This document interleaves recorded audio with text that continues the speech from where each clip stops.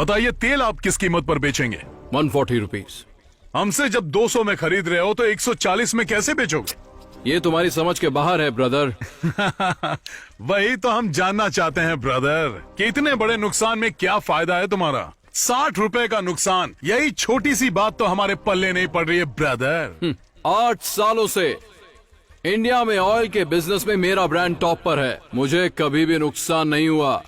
चलो अच्छी बात है, लेकिन हमसे तेल खरीदने के बाद उसे हमारे ब्रांड के नाम से बेचोगे ना? वो इम्पॉसिबल है, ब्रांड तो सिर्फ मेरा ही होगा, द गोल्डन ईगल कंपनी, इसी नाम से तेल बिकेगा। इसका मतलब हमारे ब्रांड का बिस्तरा गुल कर ये दोगे? क्या कृष्णा, ऐसे तो हमारे सारे ब्रांड खत्म हो जाएंगे। इतना ही नहीं काका, उसके बाद आप मालिक नहीं नौकर बन जाएंगे। क्या मतलब? पदमपुर पप्पू गोंडा का पोता परमेशी अब अपने ही तेल का मालिक नहीं होगा?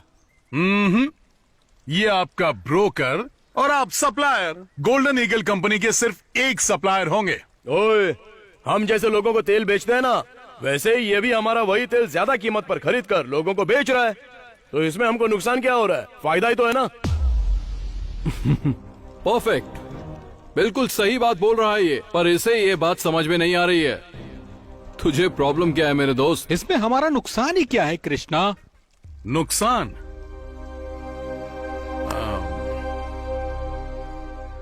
ए सीताराम, हाँ। यहाँ। क्या है कृष्णा? तुम्हारा नाम क्या है? सीताराम। पूरा नाम बताओ। सिल्क सीताराम पूरा नाम। सिल्क सीताराम का मतलब? लगभग 30 साल पहले इस गांव में हमारी एक बड़ी दुकान थी, सिल्क साड़ी की दुकान। खानदानी व्यापार था, बहुत पैसा कमाते थे, घर पर ही बुनते थे और उसे ले जाकर अपनी दुकान में सजाकर बेच देते थे। फिर क्या हुआ? उस समय मैं लगभग 25 का रहा होऊंगा। मुंबई से एक बहुत बड़ी टेक्सटाइल कंपनी हमारे गांव में आई। उस टेक्सटाइल कंपनी वाले ने हमें कहा कि हम तुम्हें 20% ज्यादा फायदा देंगे। मेरा बाप लालची था, मान गया। 2 साल तक तो सब कुछ ठीक चलता रहा, लेकिन बाद में क्या हुआ? बाद में उन्होंने अचानक से सारे दाम धीरे से धम से गिरा दिए। वो दाम हमारे लिए कम था, हम सभी बर्बाद हो गए। मेरे बाप की दुकान बंद हो गई। पर दुकान बंद क्यों की? पूरे इलाके में सबसे ज्यादा नाम था तो दोबारा खोल सकते थे ना? हमारे पास जितने भी ग्राहक आते थे हम बॉम्बे कंपनी भेज देते थे, और वो लोग वापस हमारी दुकान पर क्यों आएंगे? हम लोग भारी कर्ज में दब गए। फिर उसके बाद मेरे पिता ने कर्जे की वजह से प्रॉपर्टी बेच दी, और एक दिन उन्होंने खुद को फांसी लगा ली। दूसरे दिन मेरी माँ ने सबके खाने में जहर मिला के खिला दिया, और खुद भी खा लिया। मेरे घर में 25 लोग थे, सभी मर गए, सिर्फ एक मैं बच गया ये दिन देखने के लिए। आज भी जिंदा रुमाल बेचने के लिए।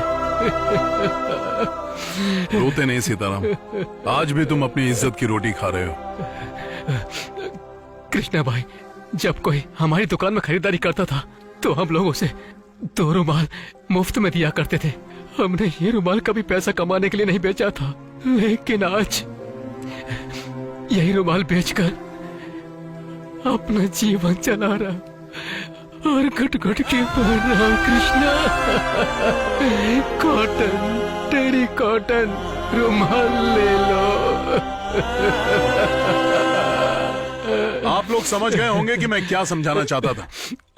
मैं अपना ब्रांड नहीं बेचने वाला।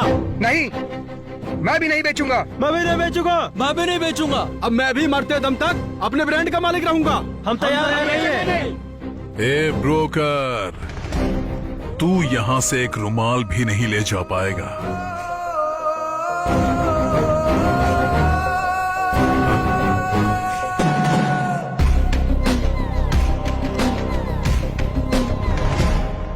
तुमने हमारे गांव वालों का फैसला सुन लिया ना, अब निकल लो यहाँ से।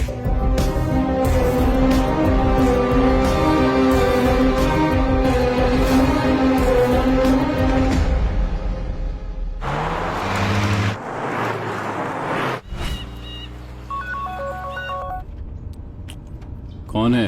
रेड्डी। पुल्ला रेड्डी। चल भोंक जल्दी। लगता है कैम्ब्रिज यूनिवर्सिटी के ग्रेजुएट को सरकारी स्कूल के मामूली से विद्यार्थी ने मात दे दी। क्या बक रहा है? लोकल केबल टीवी से लेकर इंटरनेशनल चैनल तक जो तुम्हारी फजीहत हो रही है वो देखने लायक है। प्रख्यात बिजनेसमैन देवी शेट्टी को गांव वालों ने बेइज्जत किया। हुल्ली दुर्गा तालुका के तेल मार्केट में देवी शेट्टी को एक किसान ने ब्रोकर बोलकर अपमानित किया। अच्छा सुन देवी, मुझे एक डाउट है। अब मैं तुझे मालिक बुलाऊं या ब्रोकर बुलाऊं?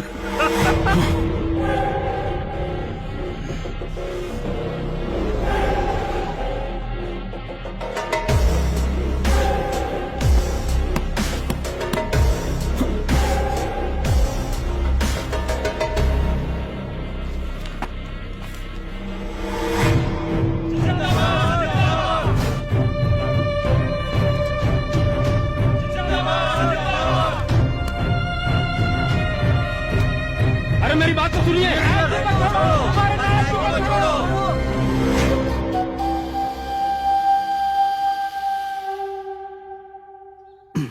कृष्णा, कृष्णा, क्या है? कृष्णा, कृष्णा, कंघी चाहिए क्या?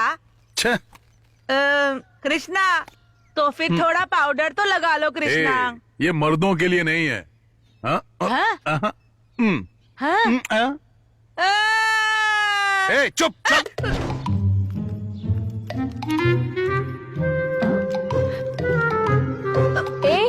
क्या हुआ? ये वसावन चंद्रशेखर केशव का बेटा नागेश्वर अब तो जवान हो गया। So cute.